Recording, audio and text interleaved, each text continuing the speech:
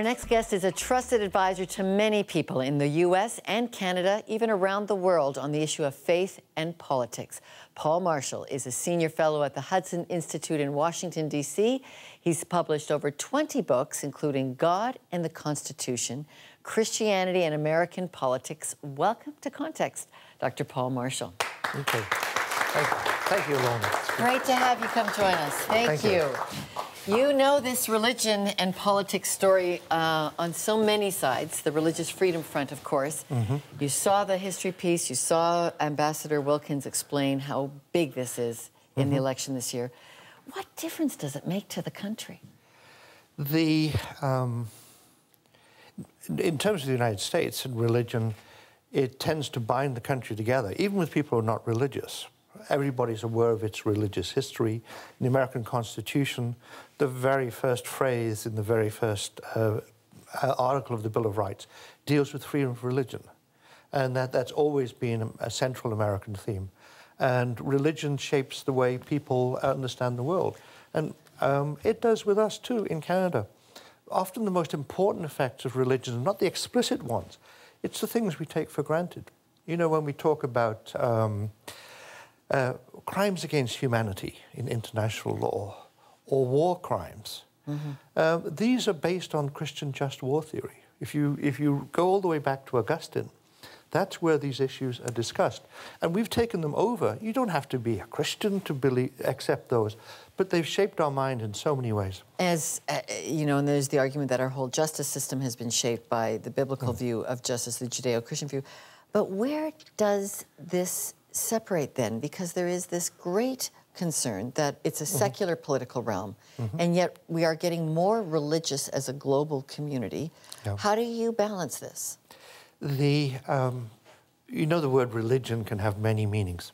The word secular can have many meanings. You know, it's a Christian word. It comes out of, it's a theological expression. And it means all of us. Canada's Supreme Court has established that. It means religious, non-religious, any faith, all faiths. It's inclusive. Yes, and that's the view in Canada. And I think that's true in, it's true in India, it's true in the United States. In France, it tends to mean, so the secular is a little more aggressive. Keep religion out, you must never mention it. In a place like Turkey or the communist countries for a long time, you know, religion was squeezed out of it. So that second sense of secular, the ones the communists had, I wouldn't want to go with. But secular meaning open to all. You're not going to impose one religious view. You're not going to let some religions in and keep others out. But it's going to be an open society where people can express their religious views as long as they make sure other people can. For the first time in American history, a new religion has come into the presidential race. Governor Romney is a Mormon. What does that mean for his political engagement? Probably not too much from evangelical Christians or conservative Christians. There was an expectation in this presidential race. People said, well, many evangelicals won't vote for Romney because he's a Mormon and they really disagree with him theologically. Well, they do disagree with him theologically, and actually so do mainline churches and so on. But the question is, what of his religious beliefs affect his politics? And in terms of say, evangelicals and Mormons, their view of biblical authority, their view of the sacredness of human life, their view of the limits on government, these are the same.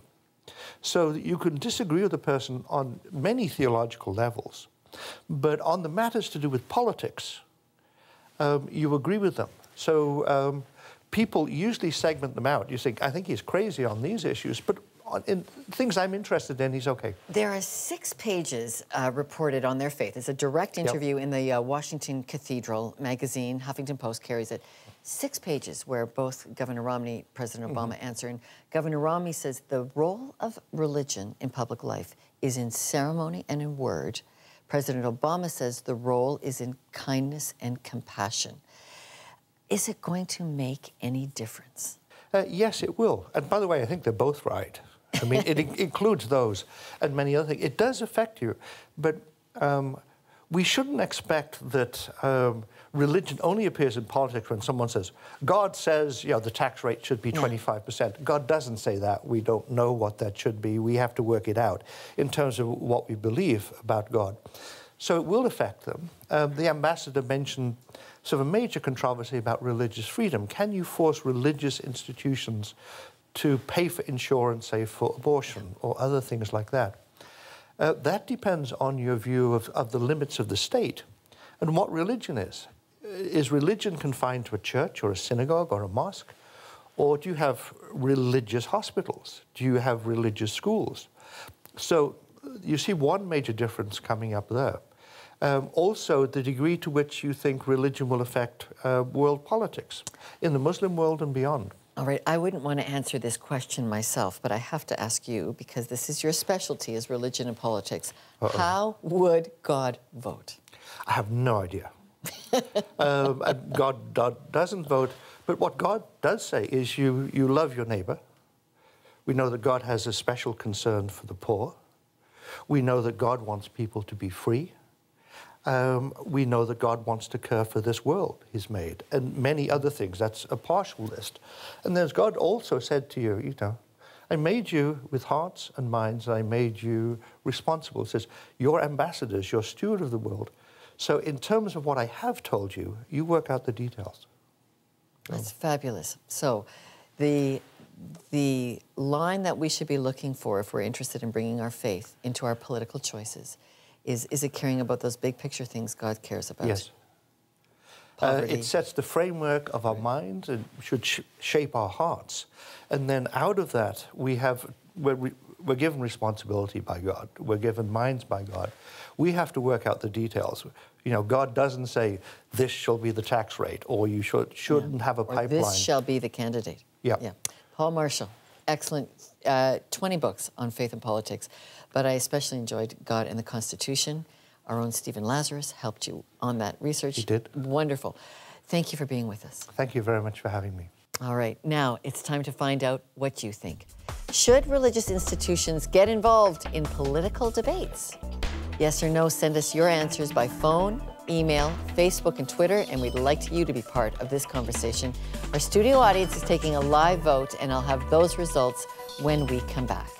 Coming up, my conversation with Brian Stiller on faith as a force for peace in a world full of conflict.